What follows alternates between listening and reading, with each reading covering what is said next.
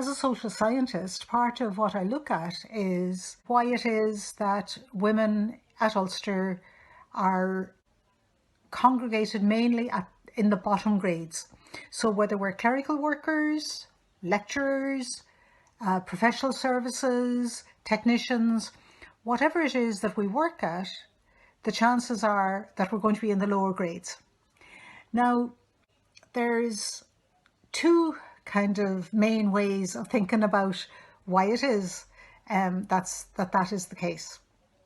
One of them, which is supported by the evidence, is that women face structural issues such as a lack of childcare, such as a lack of value given to caring, that actually mean that they have very constrained choices, and that they end up, because of those constrained choices, not being able to take the same opportunities that men do, and more importantly, perhaps being denied the same opportunities that men have. So I'll give you an example.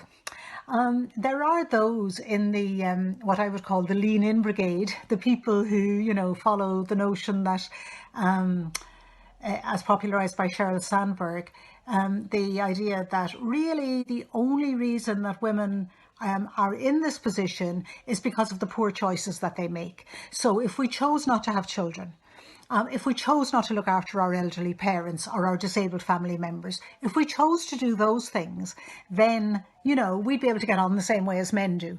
Well, that's absolutely true, of course. I mean, were we to decide like, well, we don't give a damn about anybody else, including our students, you know, because like one of the things that I think we'll all agree with is that women do the vast bulk of the pastoral care work for students. Not all of it, of course. There are male colleagues who do their fair share, but overwhelmingly in most schools, women will tell you that they do the vast majority of the pastoral care. So the question is, do we really make those choices, or are they, as I say, like the evidence says, are they constrained choices? Are they constrained because, well, if we didn't have children, well, then that'd be the end. We'd have no students to teach, so we'd lose our jobs pretty quickly. If we didn't look after disabled family members, elderly parents, etc., you know, what would that mean for society? Because society doesn't provide the levels of care that are necessary. They privatise these things, and they leave it to us as individuals, you know, to either harden our hearts and turn away and say, well, I'm sorry to hear that you're unwell, Mammy, but I'm not going to look, you know, I can't look after you, to my career to think of. Or, you know, as I say, in general, we find ourselves being forced into those situations, really, which is what we mean when we say constrained choices.